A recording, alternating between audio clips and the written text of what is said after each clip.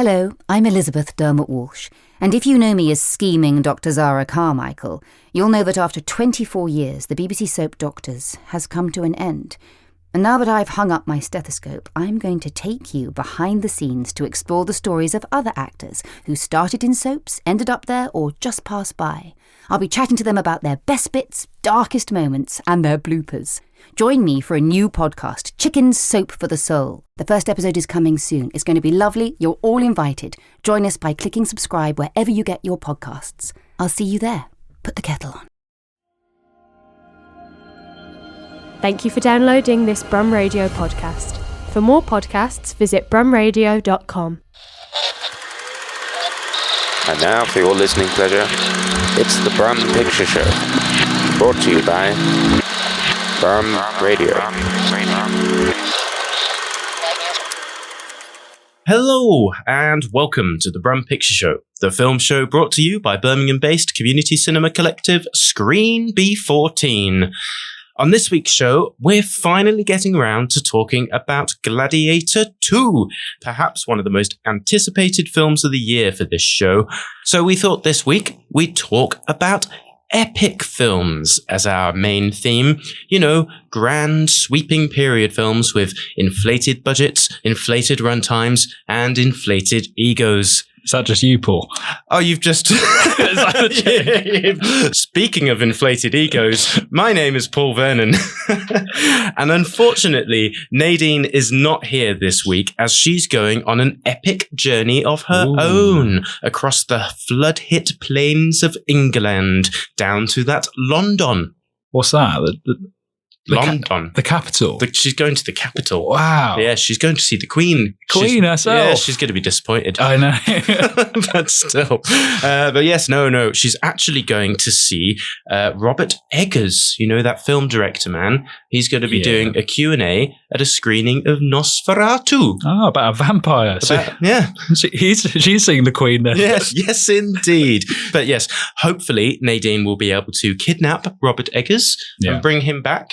And then he can present the show with us every week. Sounds good. Yeah, anyway. But thankfully, once again, I am joined by the returning Rory, who has just returned from his own epic adventure, learning martial arts in the mountains. Do you remember that, Rory? Yeah. How was it? It's cold up there. Yeah. I should have brought my jacket. Well, yeah, you did lots of exercise though, weren't you? Yeah, what? Martial arts. Yeah, but it's the altitude. I got a lot of altitude sickness. Oh dear. Yeah. It didn't really help with the martial arts. I just spent a lot of time vomiting. Right, that was it, really? No, they didn't even give me my white belt. That's a shame. So it was a waste of time then? Yeah, almost. Yeah, some nice sights and stuff. Yeah. Yeah. Well, that's good. Well, I'm glad that you managed to get back in time to do this show. Another waste of time. No. I'm going to vomit less. Yeah, that's good. Marginally. Yeah. Very good. But anyway, thanks, Rory, for joining me. Thank you. First up, as always, it is time for the news section. So has anything caught your eye in the news this week, Yes, Rory? saw a few articles. A few articles caught my eye. One from The Guardian. I don't know if it's necessarily film related. Right, that's a good start. Always a good start. But do you know Dick Van Dyke? Yes, he's in films. He's in films, so that's tenuous connection. Yeah, that's cool. Dick Van Dyke, I don't want to get political, but he says he's glad he won't be around for Trump's second term of presidency. What, is he going to be dead in a few weeks? I don't know. I That's quite morbid on Dick Van Dyke. He hasn't even given himself 6 weeks to live. Well, he's 98 years old. Yeah. So what I thought was maybe Dick Van Dyke's playing that game with himself with sort of Liz Truss and the lettuce. Right. What's going to last longer, Dick Van Dyke's life or Donald Trump or Donald Trump's life? Yeah. Thinking, yeah. Oh, right. Yeah. Oh, dear. Yeah. That's dark. Yeah. So what William Hill saying of the odds I don't know, but I'm curious. Okay. So yeah, that was a bit of morbid film news. What is that? That's the news. That's it. I've got another one. No. But that's all he said about that. I'm not sure if I'll be alive. Yeah, but he looks very. I mean, viewers obviously can't see the photo. He does look very happy. Oh, he does, doesn't he? Very glad that he's not going to be around. And also, And also, I've obviously read the article, obviously. Obviously, yeah. And not just the headline. Not just the headline. In the last 5 minutes. That would be crazy. Yeah. But he's dancing around, man. He's still tapping away. So Exactly. I feel like he's got a couple of years left. Yeah, I'd say maybe 4 years. Hopefully. Yeah.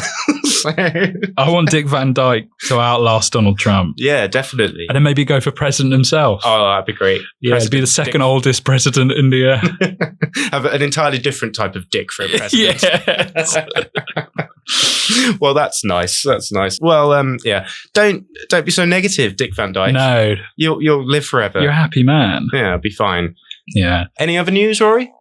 Well, in slightly more Christmassy news, there's going to be a new Wallace and Gromit film. Woo! Yeah, a wild feature-length ride, an adventure with those two beloved British cheese-loving characters. Yeah, they do love cheese, They don't they? do, yeah. Vengeance most foul. Yeah. And I presume there's going to be a bird in it of some sort because it's spelled Fowl. God, you're good. I know. You're very... Yeah. Does that mean the penguin's coming back? I think he is, isn't he? I think I heard rumours that there was going to be the penguin. Yeah. Yeah, what was his name? Feathers McGraw.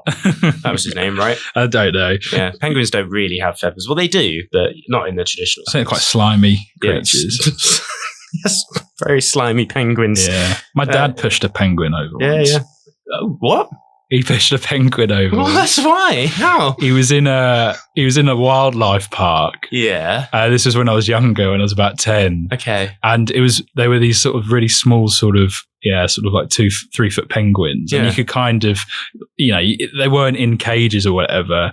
And there was one right on the edge and he just had this sudden impulse just to push it lightly and it fell into the water. Oh, no. Got very scared. Oh, my goodness. Yeah, that's not film related, by the way. No, it is penguin related. Yeah. So that's all right by me. Was he remorseful? Did he immediately regret what he'd done? I think we were all like, that was one of the craziest things that we've ever seen. Yeah. We were in shock. It was like, it was something deep inside him, a gut instinct just to do it. Wow. Yeah, so. I wonder what effect that had on you as a... I thought it was really funny. All right. And yeah, and I wanted him to do it again, but and to this day, you're overcome with the urge to push over flightless birds. Yeah. It's a nightmare. What's that? A kakapo? Off you go. Yeah. Well, anyway, but yes, that's exciting. But yes, it's just going to be on BBC. Yeah, on the old iPlayer, BBC One on Christmas Day. But that'll be nice, though, Paul. That will be nice. But come on. In your pajamas. Yeah. With your, are you a sort of Christmas Day drinker? I'm an everyday drinker. You know this. Yeah. Well, yes, but I mean that would be nice. But I don't know. Have you not heard, Rory? Christmas Day. Yeah. We're all recording an 8-hour-long special of this show. Oh no, I can't. I'm watching the Wallace and Gromit. No, not anymore. You're not. No, you need to read the small print in your contract. Oh, but what about Vengeance Most Foul? I'll have Vengeance Most Foul if you don't allow me to watch this. All right, we'll review your contract later. It's also coming out on Netflix on the 3rd of January. All right, I mean that's nice and everything, but come on, man, it's Wallace and Gromit. That's got to be a big cinema draw. Yeah, Feathers McGraw. It is sad. Oh, Curse the Were-Rabbit was brilliant, man. Exactly, and I'm sure it's a box office smash. So this seems like a questionable move from the BBC. But hey, I suppose they got a bit of money from Netflix for this, and you know, for those who don't pay their TV license, which is like 500,000 people. 3rd of January, watch it there. There we go. Thanks for that, Rory. You're up. You're up, kiddo. Yeah, well, my news, I mean, I must admit, not much amazed or excited me in the news. But yes, this caught my eye. This is actually on BBC News. Okay. And the headline is, "Feel free to sing in the cinema, says The Rock." Oh. And I think that's bad advice. That is bad advice. Just don't do that. Yeah. Ever. You need to be more specific. Yeah. What film? Yeah, well, I think he does go on to be more specific. Okay, good. But as a headline, it displeases me because the last thing we should be doing is encouraging people to do anything in the cinema. Right. Just stare ahead silently and do nothing else. No. That's what we want. Barely breathe. Yeah. Yeah, if you can avoid breathing. Ideally. That would be ideal. Especially if you're a mouth breather. Yes. Oh, God. But yes, no, apparently Moana 2 is coming out. Okay. Did you know about that? No. And there's going to be music in it. Oh, yeah. Is it a musical, is it? Supposedly. Okay. Yeah. And then The Rock says, "Sing! You've paid your hard-earned money for a ticket and you've gone into a musical and you're into it. Sing." Now, again, no. I know they do those sing-along screenings. Yeah. In those instances, Sing.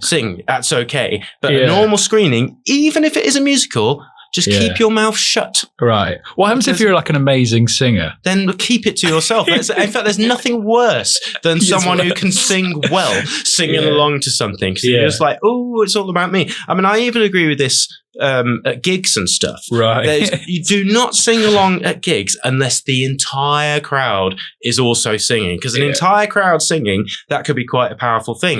But just one person singing, that's the worst thing in the world.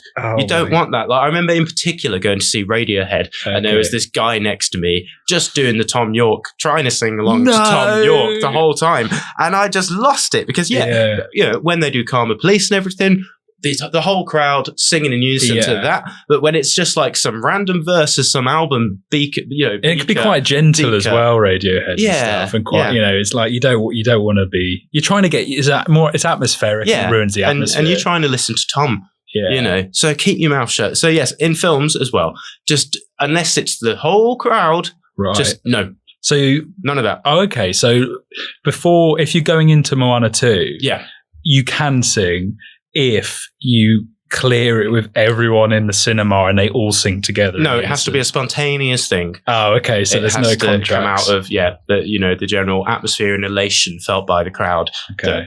They need to feel all so universally. The problem with that though is you might feel that deep within your soul, and you go, "It's happening. We're all going to do it," and then you start singing. You turn around, no one else is. Well, if that happens. You stop singing. Okay, you do stop. Yeah. But you got to take that risk. I'm not sure you've got to, but you know, it is an option available. Yeah, that's fair enough. But the point is, The Rock is wrong. Fight me, The Rock.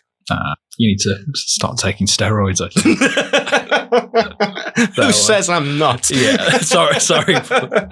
Can't you see? Listeners don't know this, but Paul's actually 6'5" and jacked. That's right. There we go. So that's something The Rock's been saying, and kind of related news to this. More news that I don't agree with is like apparently there's a musical out called Wicked. Yeah. Oh, okay. And they've released that in cinemas. Yeah, that's the one with about the green alien. Yeah, the green alien film. People have been talking about it, and apparently it's been quite successful so far. But the director, John M. Chu, has said that viewers should ask theatres to increase the movie's volume if it's not loud enough. Don't do that, okay? Because the reason that movie theatres have their films set at a certain volume is to try their best to prevent sound bleed to the other theatres. Right. And the last thing you want when you're going to see Juror number 2 is to hear Wicked bleeding in through the other screen. Yeah. So no, he's not thought about everyone else in that situation. Yeah, exactly. Just so don't inflict your film soundtrack on other films just because you didn't mix your sound properly. And also, there's us running Screen B14 has been numerous screenings where people have left, or not numerous. This makes it sound like it's way worse than that. Always. I mean, there's rarely anyone left at the end of Screen B14 screen. But there have been times when people have been like, "Oh, it's too loud." I find too loud's a bigger criticism than too quiet, especially in cinema. Yeah. I mean, of course, too quiet can be a problem, but it's very, very rare if I actually got to see a film and you're just going, "What? I can't hear it." Subtitles. Yeah. So shut up, John M. Chu. Who else you got on your hit list? Yes. Well, the movie-going public. Yeah. So yes. So Wicked has been doing very well, and it is quite possible that it will actually mean that the following bit of news that I'm about to say isn't true anymore, and that is... This is old news. This is, it probably is now. But so there's been a big thing about, it was reported by Variety and various other people, that all 10 of the highest grossing films of 2024 are sequels. We've got Inside Out 2, Deadpool and Wolverine, and Despicable Me 4 are in the top 3. And then, of course, we've got Kingdom of the Planet of the Apes and stuff like that. So, here we are. That's the state of the world. Originality is dead. However, of course, Wicked, it's doing very well. It's doing gangbusters. And of course, Gladiator 2. That's the sequel. Yeah, to true. Gladiator 1. Yeah, that is actually. Yeah. But yeah, Wicked is doing gangbusters apparently, and it is quite likely that it will wind up on this top 10. But even still, it's not exactly an original property. In terms of like leading the flag for individual sort of unique art cinema, you wouldn't put Wicked as the flagship. No, that great original content, Wicked, just came out of nowhere. Yeah, like, what a novel idea. Yeah. Oh. Oz, eh? What's this? That sounds great. Yeah. So that's some depressing news. But yeah, Gladiator 2, as I mentioned, is also out, and that's also a sequel, and that's doing very well, and it's already outgrossed 70% of Ridley Scott's filmography. That's crazy. Yeah, wow. That's mad. So it's done all right. Plenty to say about that though. Later in the episode. Yes. We will be reviewing Gladiator 2 later on in the show. Will we like it? You have to keep listening. Keep listening. Go on, please, for the love of God.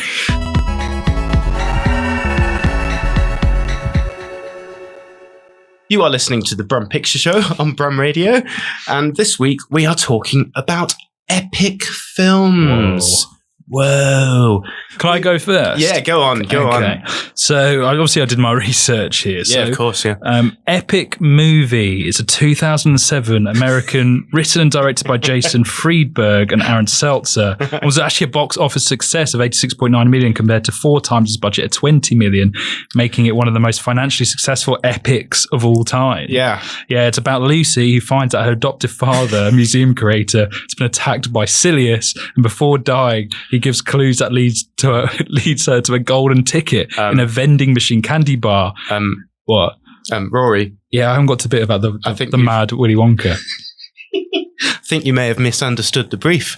For comedic effect. That's what I do. I know. That's what I do. You're doing my bit. And the reason why is I wanted to get here before you did. Well, I see what you've done there. But no, you silly Billy. No. We're not talking about epic movie. We're talking about epic movies. Yeah. Have you seen Epic Movie? I haven't actually. Is it good? Yeah. Is it though? No, you'd hate it. You'd hate it. I thought it was funny though, but you'd hate it. Yeah. You know me so well. I mean, I liked Scary Movie. It's way worse than that. Okay. I kind of want to watch it now. But yes, did you have more to say on Epic Movie? No, that's what I was supposed to do. I was supposed to interrupt you. I'm surprised you left it that long. I just wanted to see how long you'd go. I could go longer. No, that's very good. But yes, we are talking about epic films. So I think it's time for my favourite. A semantic debate. I knew we were getting into definitions. That's right. But yes, we are talking about epic films, but as always, we need to have a little bit of a semantic debate. Yes. Over what an epic film is. So it's not necessarily just really long. Because Nadine was pointing out, I think this Wicked film that people are talking about, I think it's about 2.5 hours long, which could be seen as an epic. But that's not right, is it? No, of course, and it's way more than length. Yeah. You know, so it's what content. Is it? It's content. It's what you do with the length. But yes, no. What is an epic to you, Rory? I mean, a few things. I think it has to be, I mean, when people think of epics, they think of historical epics. Yes. And not just, so it's not like Second World War films or that sort of, because that's a kind of a genre of its own. We're going back. We're going back, far back, where people wear sandals. Yeah, and togas. And spears and leaves. And and it's, cover themselves in oil. That's how I see the epic genre. There's a big emphasis on oil. Yeah. But, and it's usually about a hero. Yes. There's a hero involved, you know, in classical literature. Or even an anti-hero. We could bring it back. Yeah. But in classical literature, epics are often considered works focused on deeds or journeys of heroes. Like Homer's Odyssey and stuff like that. Yeah, I haven't read that, but no, I don't think I've heard read it's it. very long. Who's read it? It's supposed to be quite epic, isn't it, in length? Yeah. It sounds like time-consuming. Yeah, exactly. Just watch a film. Yeah. But American Film Institute, yes. Have you read that definition? Yes. So they limit the term to historical films like Ben-Hur, right? Yeah. But then there's some people who would include stuff like 2001 and whatnot. in epics, but I say no to those people. Yeah.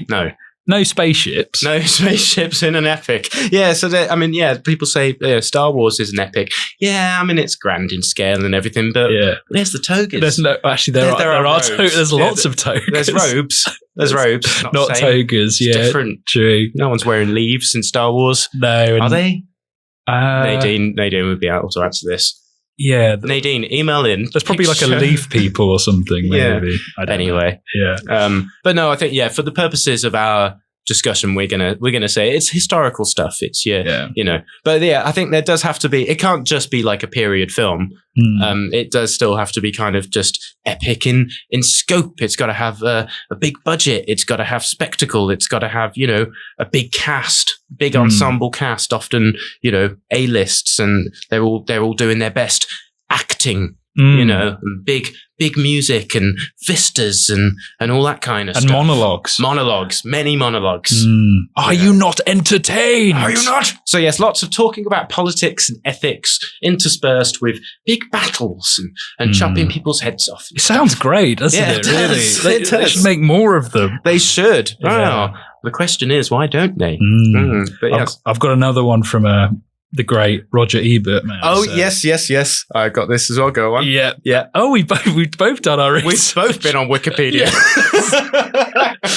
But yes. Roger Ebert, where is it now? Well, Roger Ebert says, when you realise watching Lawrence of Arabia, so the word epic refers not to the cost of the elaborate production, but the size of the ideas and vision. Yeah. Werner Herzog's Aguirre, The Wrath of God, didn't cost as much as the catering in Pearl Harbor, but it is an epic. Pearl Harbor's not. Oh, poor Michael Bay. Yeah. I bet Michael Bay thought Pearl Harbor was an epic. When he was doing it. He was like, this is epic, man. Whoa. Can that plane explode?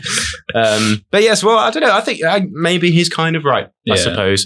But I think Aguirre, Wrath of God, that's only about an hour and 40 minutes. So I'm not sure if that counts as epic for me. So now you're bringing the length argument in. The length is still an important part of it. Right. It's just on top of all the other factors. Right. I'm saying to be a proper epic, it's got to be at least 2.5 hours long. Okay, so we're not disregarding length altogether. Not altogether. No, okay, that's good. But there's other factors that complement the length. Go on. Yeah. Well, I just thought, okay, so that quote, I thought it was interesting. So perhaps then, it has to say something, doesn't it? Yeah. About humanity, or, there has to be some sort of, philosophical exploration. Indeed. Well, I think, so a lot of epic films, they're based around a particularly, tumultuous or significant time in history or politics or whatever. It's kind of capture some big thing that's happening. Or they're biblical as well. Yeah. But it can't just be, nothing. No, that'd be crazy, wouldn't it? Can't be 3 hours about nothing, because whilst that would be epic in length. Yeah, content-wise. Content. Pearl Harbor. Rubbish. So there we go. But so the epic used to be a big thing. That was kind of what all the studios put their money into, really. It was, that's what people wanted. It was these big spectacles. And so apparently it's one of the oldest of film genres. And one of the most notable early examples was Giovanni Pastroni's Cabiria, a 2.5-hour silent film about the Punic Wars. Have you heard of any of those things? The Punic Wars? Punic Wars. Or Panic Wars? I don't know. We're always having Panic Wars on the Brum Picture Show. But you're a historian. Do you know about that? What's the Punic Wars? Yeah, what's that? Can you give me a clue? No. I've just got this sentence written down in front of me. I've got no further information. I think they're it's the War of Independence in Tunisia. Cool. That'll do. Yeah. Cheers, mate. But a load of epics, particularly in the 60s, and Hollywood would often collaborate with foreign film studios. And then that would allow them to use all these fancy European locations and also some of this fancy European money. Yeah. Because the thing is, with epics, they cost an awful lot of money. Oh, yeah. Like loads. Loads. In fact, Cleopatra from 1963 is generally considered to be one of the films that kind of killed off the epic genre because it pretty much bankrupted the studio. It went massively over budget. And they're doing another one. What a great plan. Yeah, what a great Let's go plan. again. What can go wrong? Yeah. So the thing is, the problem with epics in the olden times is that, they've got to be quite big in scale. And back in the day, if you wanted to have a crowd of thousands and thousands of extras, you had to actually get thousands and thousands of people, like real people. You couldn't just get a big old green screen. No, you had to get real people, pay them money. Oh, really? Money. Pay them? Yeah, and feed them and stuff. Give them togas. Yeah, give them togas. You got to clothe them as well. Yeah. You can't have everyone in jeans and T-shirts. No, that would look ridiculous. In ancient Egypt. It'll be mad. That's a pretty big thing. So it became not really very financially viable to keep spending all this money on thousands of people and all these massive costumes and sets and all that. So there's one of the most famous examples of thousands of extras. Was it Ben-Hur? No, actually. Oh. Tell me your Ben-Hur extras fact. 15,000. 15,000. Well, I see your 15,000. Oh, no. And I raise you 300,000. That can't be serious. Yeah, well, okay. Admittedly, he didn't pay all of them. Oh, okay. So this was 1982's Gandhi, directed by Richard Attenborough. Yeah. And the funeral scene for him had 300,000 extras. And apparently 200,000 of them were volunteers, and 94,560 of them were paid extras. Now, I'm not sure what happened to that 5,440 other extras that are missing from that total of 300,000. I don't know, because they were neither volunteers nor were they paid. So I don't know if they were actual enslaved extras or I'm concerned. What. I mean, I just quickly did the maths here. Yeah. So that's 200,000, did you say? Extras? Yeah. No, 300,000 in total, 200,000 volunteers and 94,560 paid extras. Why isn't that doesn't add up though? That's what I just said. So that's what I'm saying. The rest are slaves. Yeah, the rest are slaves. That makes sense. But even if you paid if you pay 200,000 people, let's say 100 a day, so is right. How many zeros is that? That's 20 million. I thought that'd be more. No, is that it? Yeah, it's nothing. I thought that'd be like 200. Wait, show me again.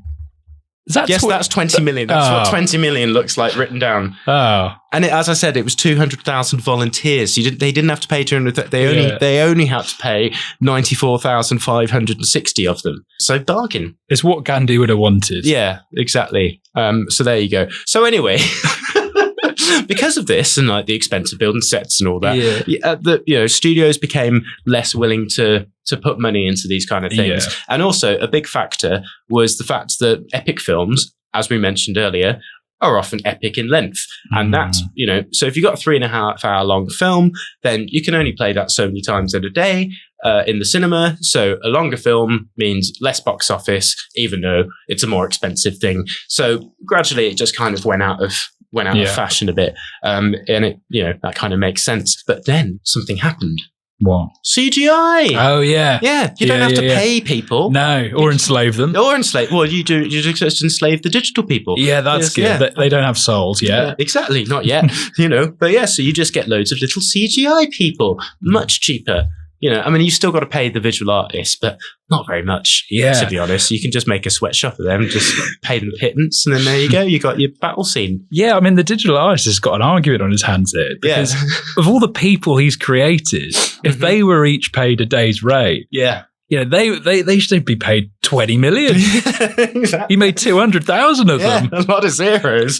But unfortunately, they've not managed to work that out contractually yet. Maybe that'll be the source of the next strike. Yeah. A day rate and catering for the CGI extras. All nice. Going to the one guy. I like that. But yes, and you can also use these digital artists to make sets and stuff, and make big. And they don't have to go there. You don't have to go on location. No, just stay in a room. Yeah, exactly. Just whack a green screen up. Yeah. Just go. There you go. Ancient Rome. Yeah, there you go. Sorted. You still have to wear the togas.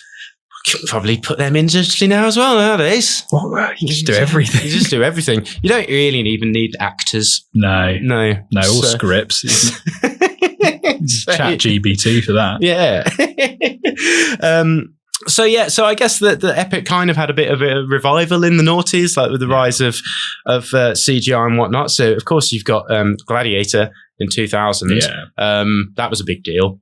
It was quite popular. Yeah, it was massive. I've heard they've made a sequel as well. And then you had stuff like Lord of the Rings, which doesn't really kind of go into our category because it's not historical, but it's epic, isn't it? It's big. Elves. So yeah, maybe that doesn't count. But what does count is stuff like Troy and Alexander, which I might be talking about later. But for the most part, I'd say it's mainly been Ridley Scott making epics for the last 20 years. He's done Napoleon, Kingdom of Heaven, all those things. What was that one he did that just completely flopped? Well, The Last Duel didn't do The particularly Last well. Duel. That did terribly. Yeah. Again, I'd say that was more of a... I don't think that was epic enough, even though it was like a period thing with swords and stuff. But yeah, it didn't do well. It wasn't great. What is your criteria of epic then?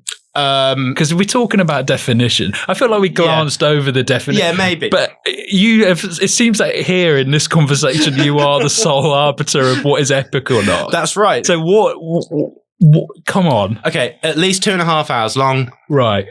Based on vaguely historical fact. What's The Last Duel then? Actors. Yeah, but good point. Grand in scale. But I don't think it's over 2.5 hours long, The Last Duel. But it's got to be grand. What makes it grand? You're just a feeling. Maybe it has to be 3 hours. I don't know. You're like it. You're a length guy. You know what? I don't know. No, we don't. It's just what it makes you feel inside. Yeah, it's subjective, isn't it? Yeah. So it's the same conclusion we come to every week about what a genre is. But yeah, what's yours then? I like what you said. You like it? Yeah, historical. Yeah. Long, not too long. Well, it can be too long. Well, it definitely can be too long. Yeah, most of the time. If it's 5 hours, that's definitely epic. Yeah, I'd say the older the better. Yeah. Yeah. If there's togas, we're in the money. Yeah, definitely. Yeah, we're bang on. And there has to be, as we said, there has to be some sort of deep yearning. You know, that makes me feel deeply yearned. Yeah, yeah. Yeah, it has to feel just, noble and worthy. It has to feel worthy. Like I want to go to war myself. Yeah, it's like trying to make a really serious point. Yeah, it has about to be serious. Humanity and stuff. Yeah. Okay, I like that. And thinking about it, even though I said it's got to be historical stuff, there's a lot of biblical epics, and it's debatable whether a lot of that happened. I'm sorry. Yeah. But I'm not sure a lot of the Bible is true. Oh, what? Sorry, Rory. But like Noah, is that an epic? Because Noah, the Darren Aronofsky thing, is that an epic? Because it's like a biblical thing, but then it's also absurd. Like it's basically a fantasy. In what way is it? Because there's rock monsters. Oh yeah, that is absurd. I forgot about the rock monsters. How could you forget about the rock monsters? That was like the main bit. Yeah. No, I think that's a good point. Okay. Yeah. So in answer to our question, what is an epic film? We don't really know. No. It's a feeling. It's a feeling, man. Mm-hmm. It's always about the feeling. Okay. Will that do? I mean, we could talk about... I mean, I looked at this thing again about the decline.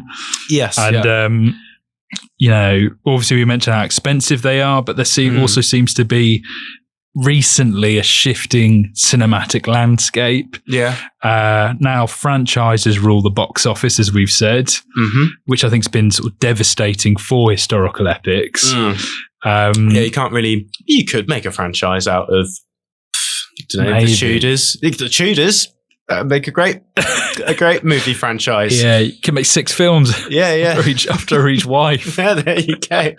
But no, I think, and it's what you said with special effects, I think, and CGI, that it did lead to this. I guess, this revival of the historical epic. But then it also meant that suddenly it was actually quite easy to do like aliens and spaceships and lightsabers, and then that led to probably more science fiction. Yeah, more, hate to use the M word, Marvel. Right? Yeah. And even now we're seeing, which we'll talk to, it seems like the best way to deal with that is to actually to combine historical epics and sci-fi, such as space monkeys and laser beam sharks in the Colosseum. Space monkeys? Yeah. Those jacked up monkeys. Oh, right. Yeah. Yeah. You think they're from space? I think they're from space. Okay, we'll get onto that later. Yes. But yeah, I suppose, people are more interested in aliens than history, aren't they? Yeah. It's a shame. I don't know. But maybe with Gladiator II, that will start another revival in historical epics, just like Gladiator I did back in 2000. Yeah. You did a face like that. Well, I mean, stupid thing to say. No, that was a good thing to say. It was just the films that came after it. Yeah. It's like, do we want Troy again? Do we want Troy 2? Oh, imagine, Troy 2. That'd be great. I haven't actually seen Troy since it came out. I remember seeing that when I was 14. Yeah. Have you watched it I recently? I haven't watched it recently. I watched it when I was quite young, and I just remember Brad Pitt was blonde, wasn't he? It was, yeah. Yeah, that's about so is Colin Farrell in Alexander. See, I completely forgot he was in that. Yeah, well, we'll get onto that in a minute. Anything else to say? No, that'll do. There we go. You are listening to the Brum Picture Show on Brum Radio, and we have been talking about epic films. So now it's time to talk about some epic films of our own choosing, and I am going to talk about Alexander. That's right, Oliver Stone's biopic of Alexander the Great. And in a way, I suppose you could say this is part of the noughties epic revival that started with Gladiator and gave us Troy, etc., etc. And this is from 2004 and from fiercely political director Oliver Stone, who's not averse to epic runtimes. I think JFK is about 4 hours long or something like that. But yeah, so I suppose Alexander is possibly Oliver Stone's biggest film in terms of scope. And it's clearly a passion project of his. And I must stress, I watched a very specific version of this. So I watched Alexander Revisited, the final cut, open parentheses, unrated, close parentheses. And this was released in 2007, and it clocks in at 3 hours and 34 minutes. Oh, wow. That's epic, isn't it? Yeah. That's long. But now, this final cut, it wasn't actually the final cut, The final cut was actually the ultimate cut, which was released in 2013 and clocks in at 3 hours and 26 minutes. So he took stuff out.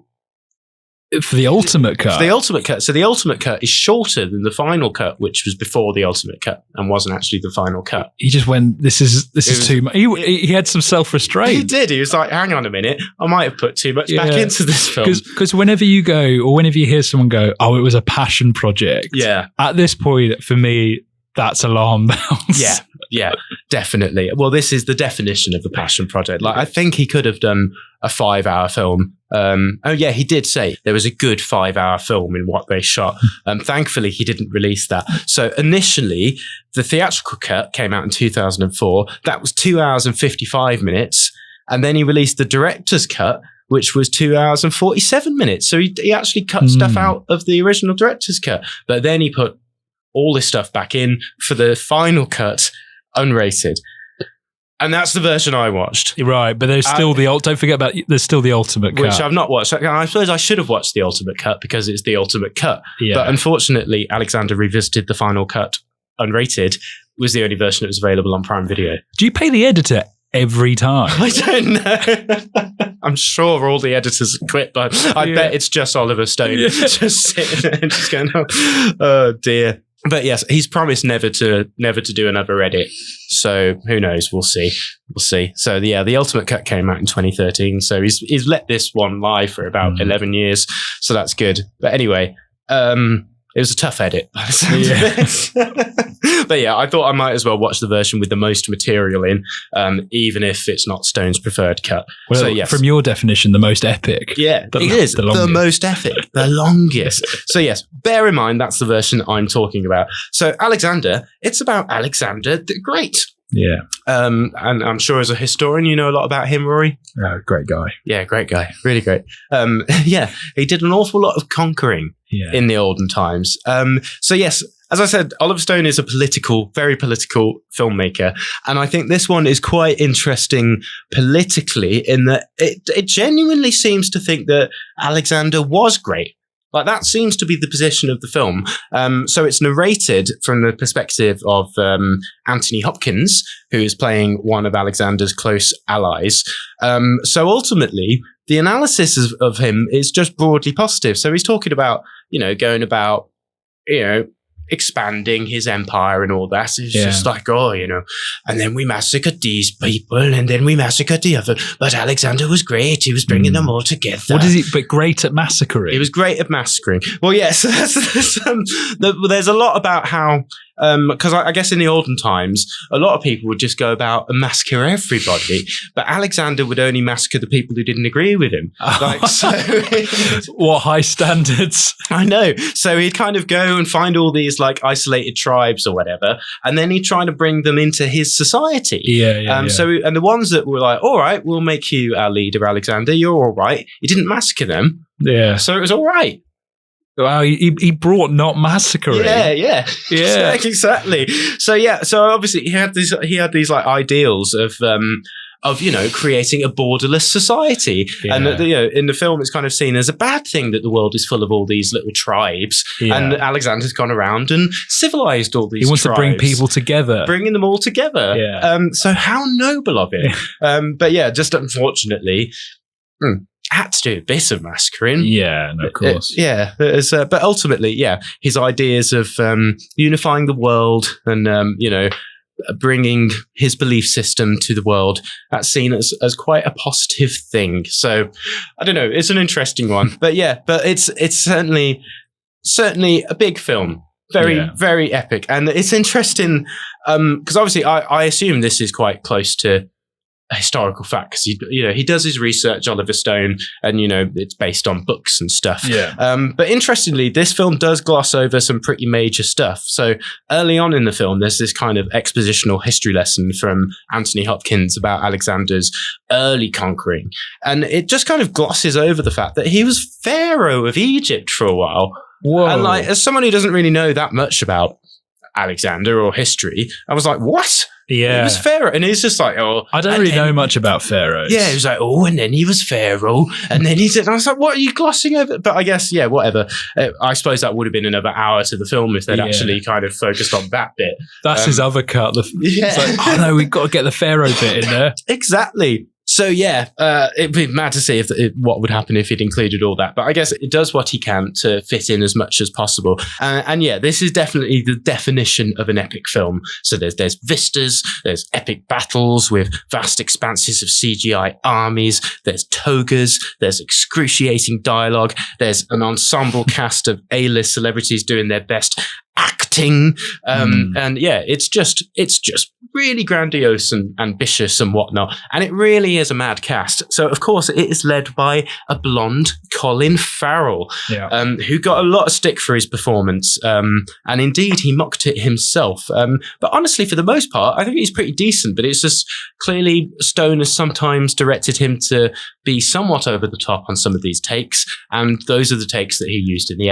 edit, and that is no fault of Colin Farrell. He was just doing what he's told, and we all know he's a great actor.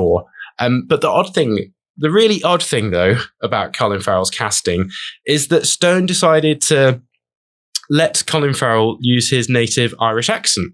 Yes, which is interesting because there is actually there's earlier like test footage of him just doing a British accent or whatever, as is kind of standard in an epic film. Everyone just speaks British because it's the Empire. But yes, in the film he uses his Irish accent, but then he makes the interesting decision to make this the Macedonian accent, or at least the accent of people that grew up with Alexander. Right. So because of this, we wind up with Val Kilmer doing an Irish accent. No. And then we also wind up with Jared Leto doing an Irish accent for the entire film. Yeah. And it just comes across as mad. But then, conversely, we have Angelina Jolie, who is doing some kind of Russian accent or something. It's not quite clear what she's doing, but she's doing her own thing, and her performance is mad. Like, she plays Alexander's mother, and there's an awful lot of scenes of her and Colin Farrell acting at each other, or younger Alexander acting at each other. And there's too many, one might say. So I'm assuming some of these versions were excised in maybe some of the shorter versions of this film, because I'm not sure how many times that we need to hear Angelina Jolie tell Alexander that he is the son of Zeus. Like literally about 5 times. Right, and he's like, I mean, does the son of Zeus need to be kept reminded? Exactly, it's the son of Zeus. Yeah, he doesn't need Angelina Jolie. If I'm told all like, oh, you're the son of Zeus. Was that what it sounded like? That's what it sounded like in my head, anyway. But yeah, so there's a lot of scenes of them too, and it's also really odd because the scenes where Alexander is an adult interacting with her mother, Angelina Jolie's only a year older than Colin Farrell. Yeah, she ages really well. Yeah, it's just so very odd. So interesting choices throughout the film. And then we've also got Anthony Hopkins, as I mentioned, Jared Leto, blah, blah, blah. Christopher Plummer we've got in there, Jonathan Rhys-Meyers, Rosario Dawson, and even Brian Blessed. Brian Blessed turns up for a bit. So yeah, it's what accent does he do? Brian Blessed. He just does Brian Blessed. He can speak like the fighters. No, Brian, can you do an Irish? What? No, Brian. Top of the morning to you. Oh, God. Maybe Russian. Do Russian. In Soviet Russia. Oh, God. Jesus, Brian. He's spitting everywhere. So, yeah, it's worth watching for Brian Blessed alone. It is a mad and bloated film, just like Brian Blessed. But I liked it. There's just some great stuff in here. There's just some mad spectacles. So there's Alexander riding a horse and standing off against a man riding an elephant in slow motion. But what more do you want? And there's, and the battle scenes are really full on. Like, he goes all out with the violence because, of course, he was in Nam and stuff. So Oliver Stone knows what violence looks like. And to be honest, a lot of it makes Gladiator look really tame and interesting. This is still a 15. But yeah, Stone likes to go hard. But having said that, there's not too many big set pieces. There's only like 2 major big battle scenes, really. And most of the film, as we spoke about earlier, is an important part of an epic film, is just people talking about politics and whatnot. Yeah. Just having lots of conversations, which is still pretty interesting stuff. And there's also a great deal of focus on Alexander's sexuality, which is interesting because obviously Alexander was supposedly bisexual. So there's an awful lot about Alexander's more carnal conquests, if you will, in this film, including a deep romance with Jared Leto, as I mentioned earlier. And he's particularly punchable in this film. It's Jared Leto. And there's also a great scene where Christopher Plummer teaches a young Alexander that it's okay to be gay as long as you're sharing wisdom and being all intellectual and whatnot. That's the ancient Greece as long as you're clever. Yeah, exactly. But then there's also his heterosexual side that's explored. So there's an absolutely absurd sex scene with Rosario Dawson, with Colin Farrell just snarling and hissing like a big cat. And it reminded me a bit of Napoleon. Some of the love scenes in there is a bit odd. But yeah, so you could argue that maybe the film focuses a bit too much on Alexander getting laid. But it is an important part of his personality. As well as the massacring. Yeah. It's the yin and yang. But apparently that was one of Stone's major fights with the studio. They wanted to take all the gay stuff out, but Stone insisted on keeping it in. And, it is an important part of his character, I suppose. But maybe it didn't need to spend quite so long focusing on it. I don't know. But it's progressive. Yeah. It's nice to see that he actually addressed it. But yes, of course, Stone was going to keep it in because he is an uncompromising director, and his directing style was described by Val Kilmer as terrorism by numbers. He's a friendly fascist. My favourite fascist. That is actually what Val Kilmer said about Oliver Stone. So yeah, I think there was regular fallings out on set with Oliver Stone, but got a good film out of it. Rather a friendly fascist than an unfriendly fascist. It's true, exactly. Yeah. But yeah, say what you will about how the film's put together. It's a remarkable feat in filmmaking. Right? It was a 90-day shoot, which sounds long, but when you consider the scale of what they shot, it's quite impressive, to be honest. I just thoroughly recommend you watch it, really. If you've got an afternoon free, it's a hot mess.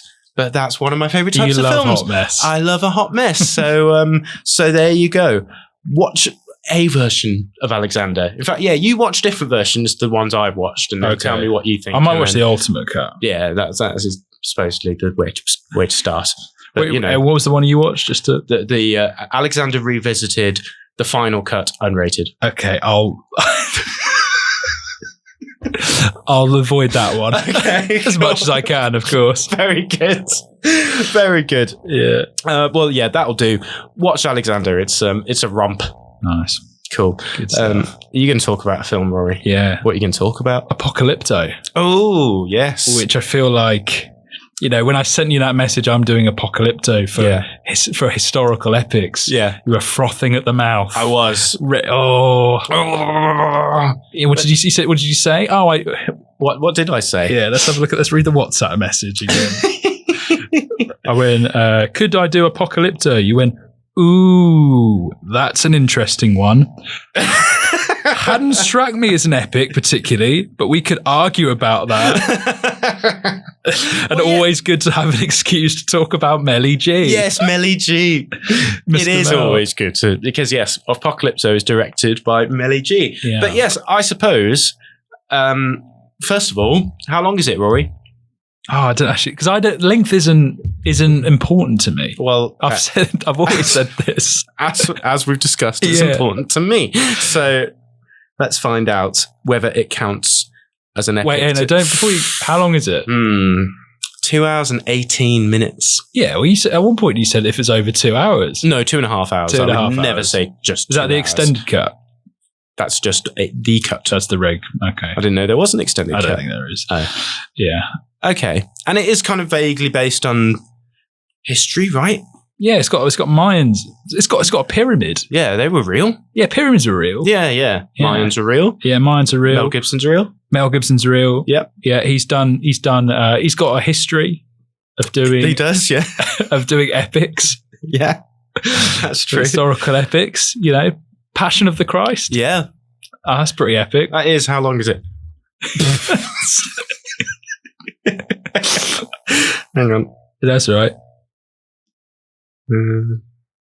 That's at least 2 hours and 7 minutes. Wow, it felt longer though. Yeah, it certainly did. Especially that last bit with all the whipping. It's a lot of whipping. Yeah, too much. 3 hours of whipping. But okay, right, yeah. So he's made big films. Yeah, and Braveheart. Yes, that's definitely an epic. Got to be. Yeah, kilts and all. Yeah. That's it. And I swear that's around 3 hours as well. Yeah, so that's that'll definitely do me. Longer. Yeah. So why don't you talk about Braveheart instead? Yeah. Because it's not historically accurate. Oh, you've seen the Stuart Lee bit. That's true. Well, Peter Bradshaw, he said that he described it as a historical action adventure.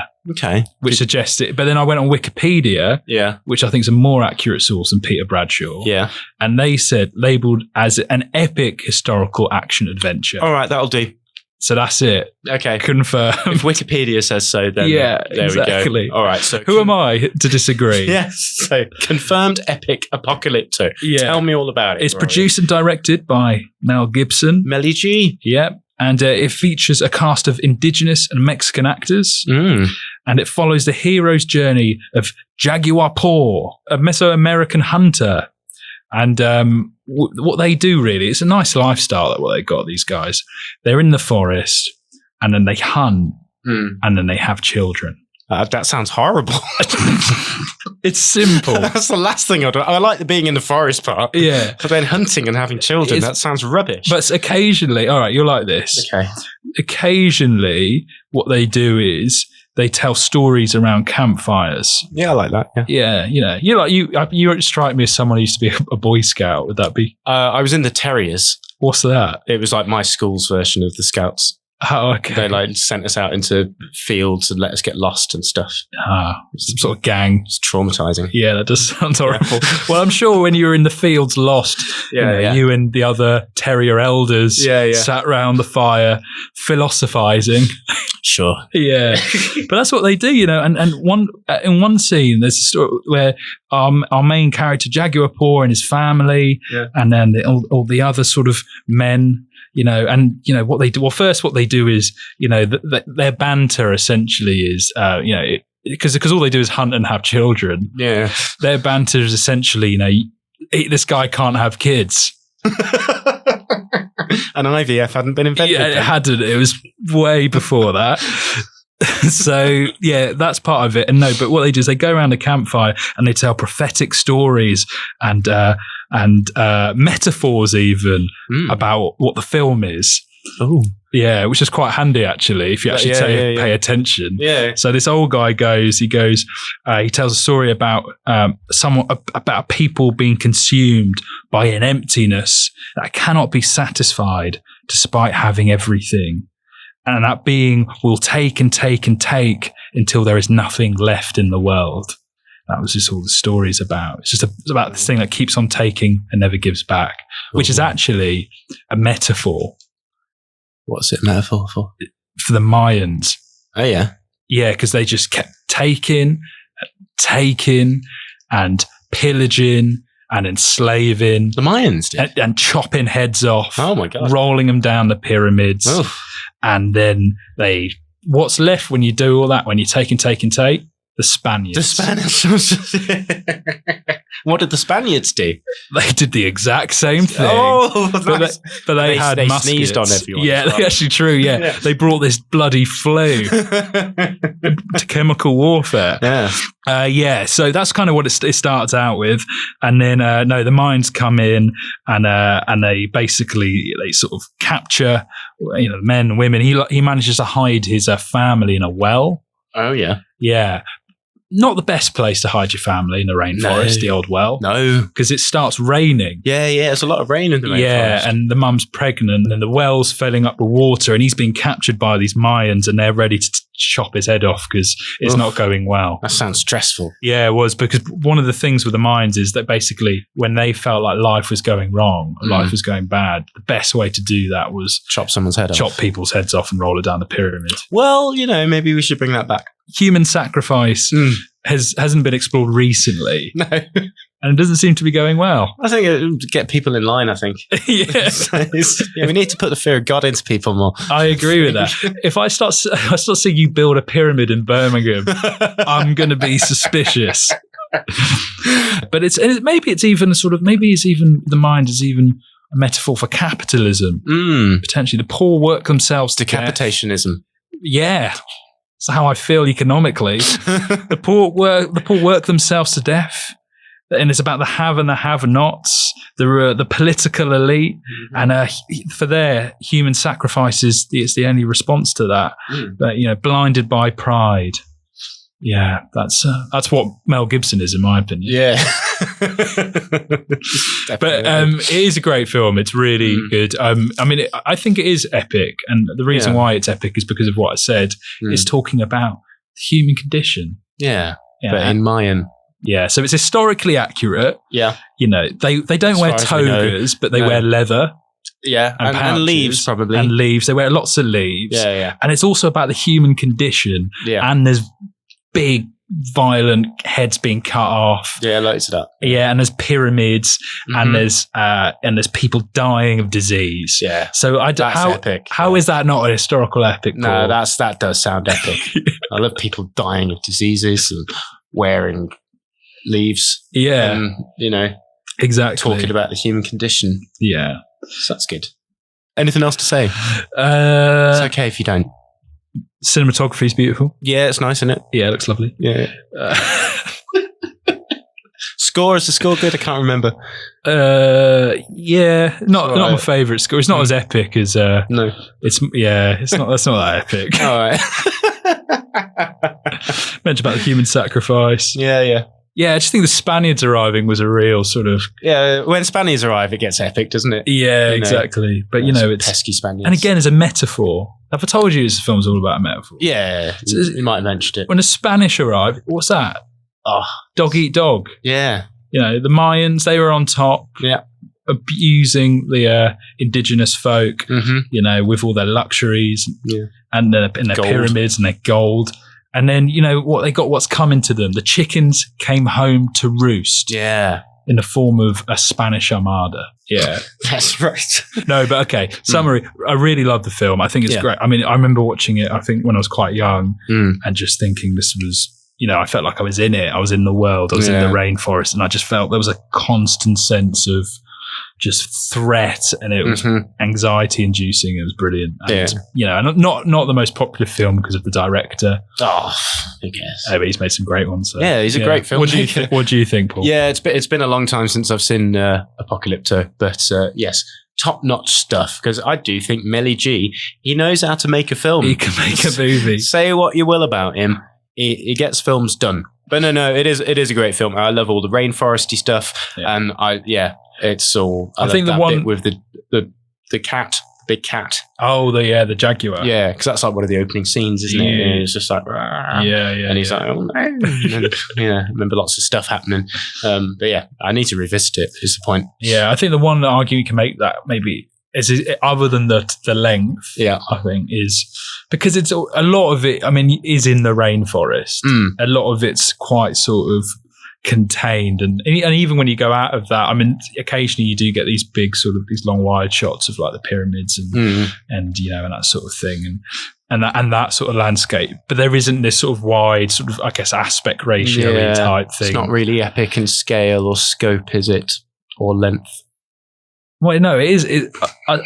I told you about the metaphors. Yeah, the metaphors. Yeah, that it's epic in sort of in that way. Yeah, and scale.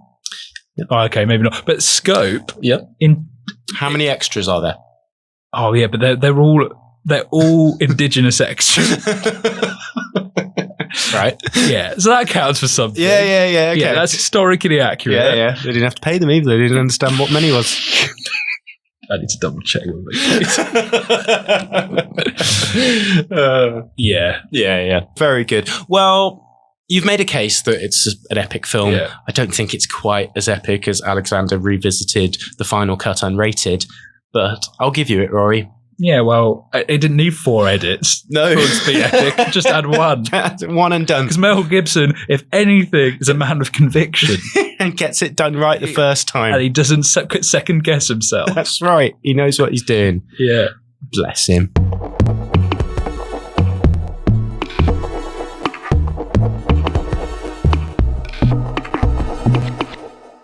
You are listening to the Brum Picture Show on Brum Radio, and now it is time for the reviews section. And of course, the big and only release, because I didn't see Wicked, did you? No, we're not talking about Wicked. So we're not doing a full Glicked analysis. No, I've seen that actually. Yeah, that actually has started getting some momentum. Glicked. It's not the same. No, but people are saying it. But anyway.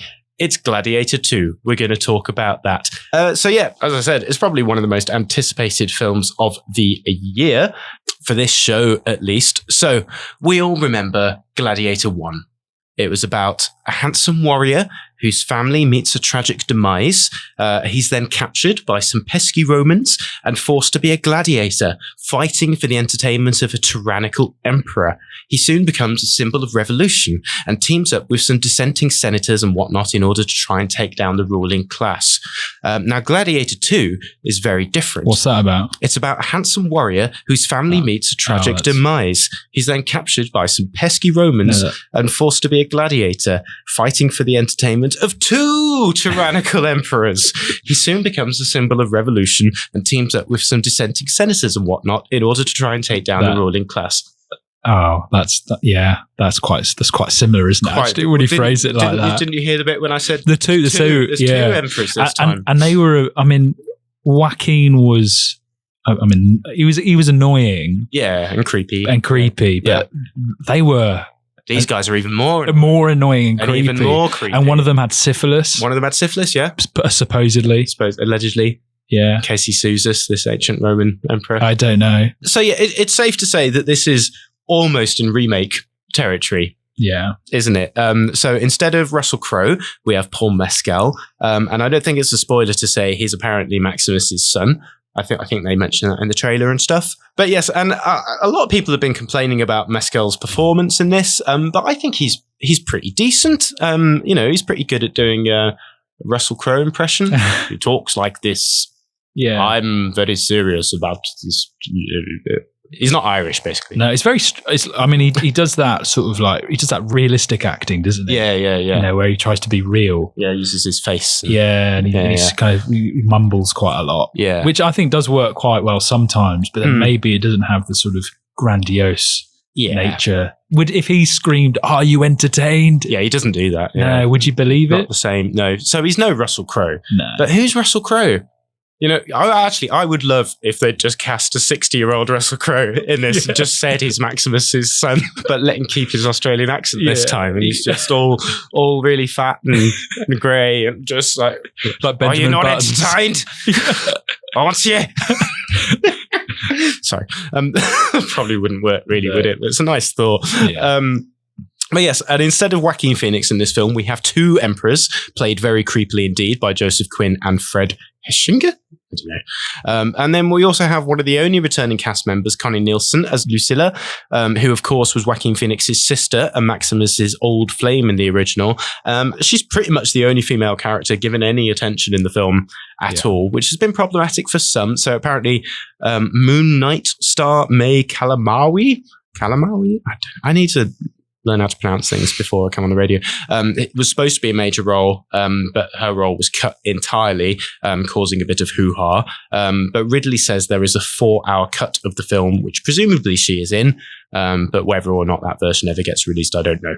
Because he says, Ridley Scott does, that this is the director's cut, this version that's in the cinema. So there you go. And it's is that her version then? Yeah. The 4-hour one? Yeah, who knows? But we also have some other returning characters, although their roles are quite minor. We've got Derek Jacobi back as Senator Gracchus, and there's probably some other people in there I didn't notice. I don't know. But we do have some exciting new characters. We've got Pedro Pascal as Marcus Acacius, and he doesn't like the new emperors either. And then most grandstanding of all, we have Denzel Washington as Macrinus, who I suppose is kind of serving the Oliver Reed role, and that he buys Paul Mescal, but he's not as nice as Oliver Reed. And Denzel Washington, he steals the show for me. So everyone's been raving about Denzel, but he's just the most charismatic guy, in that. He's amazing, Exactly. And I'd say, actually, his charisma is possibly a bit of a problem because he is supposed to be ostensibly a baddie in this film. Yeah. But I find him really likable throughout. I'm not sure whether we're supposed to. Like, even when he's, doing and saying awful things, I'm like, He does it with a lovely smile. He does. Good old Denzel. But he's clearly having so much fun, is our Denzel. And just, lapping it up and chewing the scenery. And, he's 70. Wow. I know. Yeah, that's amazing. Yeah, but he's still going. He's going to make 2 more Equalizer films as well. There we go. Looking forward to that. Yeah. But to be honest, I think Denzel is probably my favourite thing about the film. But for the most part, I thought this was really great stuff. It's epic, obviously, and it's really cool being back in ancient Rome. Like the attention to detail, the costumes, the sets, it's all great. The CGI's come along a lot from the first one. Although it's still, there's a lot of very noticeable CGI. Yeah. And it looks gorgeous. And of course, we've got some spectacular set pieces and whatnot. Lots of heads being chopped off. Lovely stuff. But ultimately, this does just feel like Ridley wanted to do Gladiator again, but bigger. So it's just like, in the first one we had tigers and stuff, but this time we've got rabid baboons, we've got rhinoceroses, we've got space monkeys. Space monkeys. Yeah, there's actual monkeys from space. They come down. They're jacked. Lasers and everything. Are baboons really that muscular? You wouldn't want to fight a baboon. No. Definitely eat not. One. Would you want to eat one? No. Yeah, no, that was some brutal stuff, wasn't it? That was amazing. When you bit into that baboon's arm. Although I never got the sense that was a real baboon. No. What about a real arm? No. No. Some of the CGI is not quite like, because that's the thing. I never genuinely thought that Paul Mescal was fighting a baboon, nor did I think he was fighting a rhinoceros. Well, it was because he would die if he fought them. Yeah, but Russell Crowe, I believed he was fighting a tiger, and he was fighting a tiger. Yeah. So why is Paul? You see, Russell Crowe. If Russell Crowe is in this film, he's like, Ridley, mate. Get a real baboon in. What's this? Pass me that baboon, mate. I'll put it on the barbie. I ain't having any of these computer baboons and real sharks and everything. But here, it's cartoon sharks. Sharks. But I feel like we could have had more shark stuff, to be honest. You wanted more shark stuff? Yeah, I mean, considering how hyped up the shark stuff has been, it's kind of, there was a lot of people got bit though and eaten, didn't they? Yeah, not that many. No, you want more. I just wish it had kind of lingered on it. There's a bit more. There's a bit more.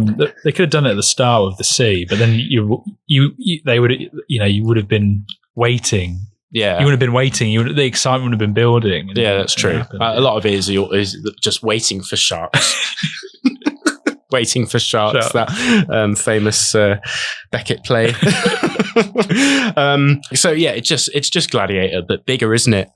Overall, I really enjoyed this film. Yeah. But that's mainly because I really enjoyed Gladiator. So as we mentioned last week, Ridley has been talking about doing Gladiator 3 and a Gladiator franchise. And I have been thinking, how's he going to do that? What's he actually going to do to make it fresh? Seems as Gladiator 2 is just Gladiator 1 remixed. What are you going to do? But hey, so anyway, that's my take on Gladiator 2. Rory, do you have any further thoughts on Gladiator 2? I really liked it. You really liked it? I did, yeah. Did you like it as much as Beetlejuice? Oh, I loved it even more than even Beetlejuice. More. Do you know why? Because it was more Hollywood. Wow. It was more appeasing to my wanton desires. No, I did, because I think a lot of people don't like it because they're like, oh, it's not historically accurate. Oh, come on. Oh, the dialogues are rubbish. Oh, it doesn't make sense. Yeah, that doesn't matter. Oh, there's sharks in it. Yeah, that doesn't matter. Doesn't matter. Well, I think Ridley's addressed that. It was just like, do you not think that they'd seen sharks before? Fill the Colosseum, fill it up with water, get some sharks in some tanks, put them in there. Yeah. That could happen. Yeah. Were you there? No. Braveheart. Yeah. So yeah, I've got no issue with that. No, it's fun. As I say, more sharks. I would. Yeah, and I watched it in the cinema. I would hope so. Yeah. And if you didn't, because if you didn't, you're doing something illegal. Yeah. But my point is, if you are going to watch this on the small screen and criticize it, you're wrong, because it's epic, man. It is epic. It's violent. It's everything. It's but you can't take it seriously. No, because you're an idiot if you do that, in my opinion. Yeah. Who cares about history and accuracy and facts? Who cares about facts when you've got sharks and monkeys and people biting them? And it's epic. No, I thought it was really good. I mean, it was sillier than the first one. Again, was probably, you could argue, took itself a bit more seriously than this one. And I do understand the criticisms of Paul Mescal, I think. I think it's hard when you're acting against Denzel Washington. Yeah. And also who's obviously... And a monkey, because, the monkey's the most realistic actor there. Yeah. Yeah, it doesn't put a foot wrong, in my opinion. But, Denzel's obviously, he's playing this sort of incredibly charismatic, and it is over the top to some degree, but he gets away with it because he's so charismatic. I thought it was really great.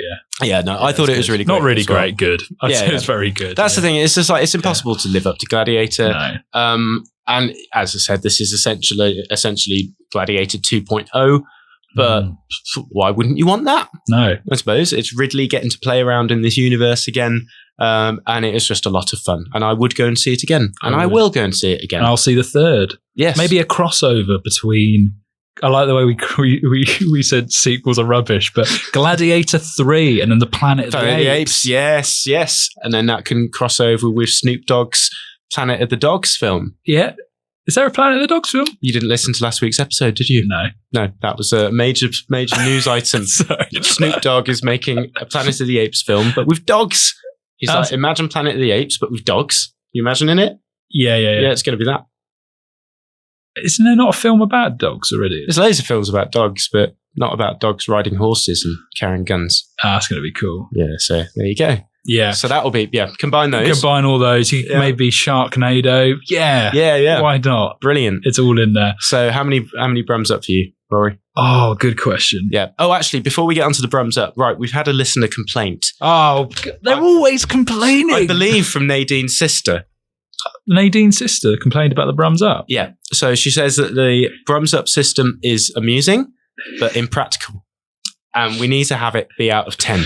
And I disagree with her on the last bit. I agree with her that has she got 10 thumbs? Well, no, no, exactly. That's the thing. We need to stop. We need to divorce the concepts of the Brums up from the actual physical thumbs that we have on our people, because it's just, we got into this last week. It's really difficult trying to create any nuance between the Brums.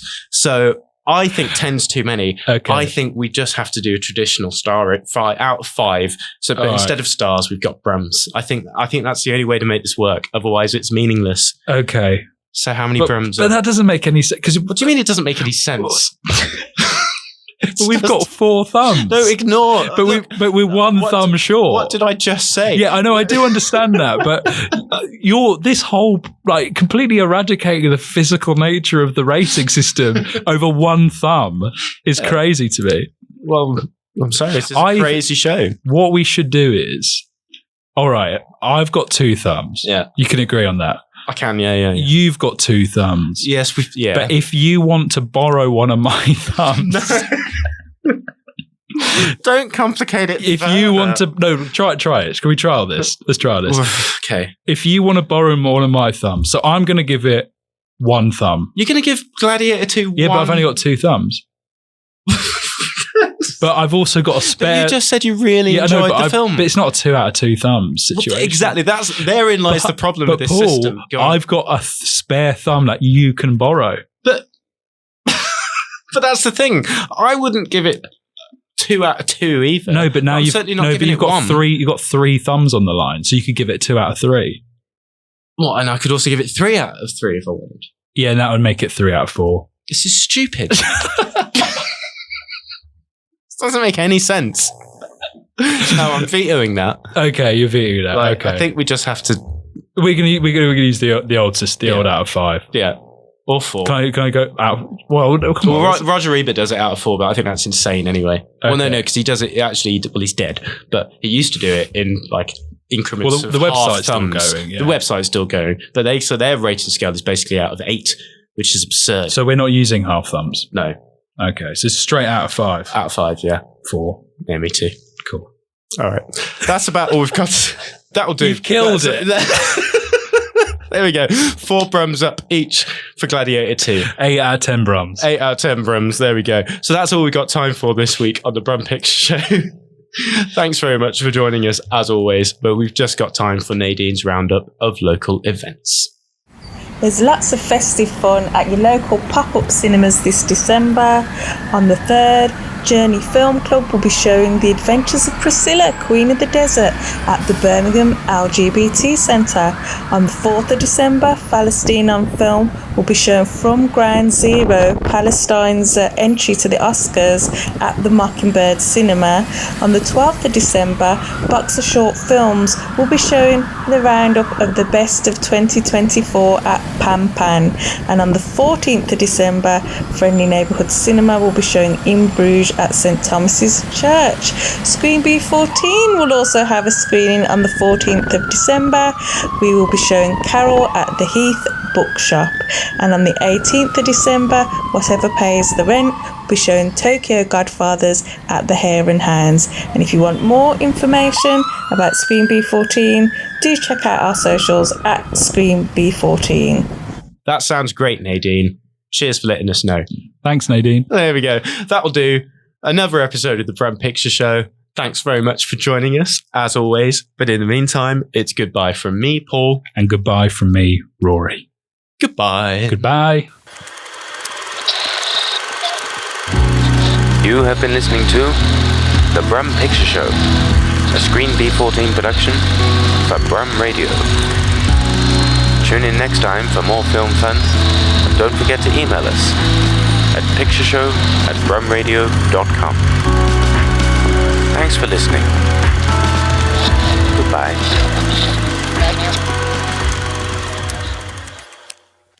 Warning, mild Gladiator II spoilers ahead. There is some great monkey stuff as well. If you like monkeys, then... The little monkey. The little monkey. If you want to see a monkey in politics... Do you know I've got a problem with that, though? Why? Did that not happen? No, it did. Yeah, okay. That's not my issue. Yeah. It's that, well, obviously, this is a spoiler. We can't spoil the film. Go on. No, just say it for the podcast or something. Okay. Well, there's a fight at the end between the third in command. Yeah. And Paul Mescal. Yeah, yeah. And the winner of that becomes like the emperor. But at this moment in time, the monkey is the second in command. That's true. And actually, technically, the first in command. Yeah. So what would happen is that winner would have to kill the monkey. Yeah, that is true. And they haven't done that. Why wasn't that the third act of the film? So I think there needs to be a Gladiator 3. You think that's what Gladiator 3 is going to be? It's going to be a struggle for power between the little monkey, who's I may say the rightful heir. Yeah. Compared to the winner of that. Well, that I'd pay to see, because at least that would be different. Well, they're doing animated monkeys now. Get Robbie Williams. It'll be a Robbie Williams to voice him over. Yeah. Oh, that would be incredible. Thank you for listening to this Brum Radio podcast.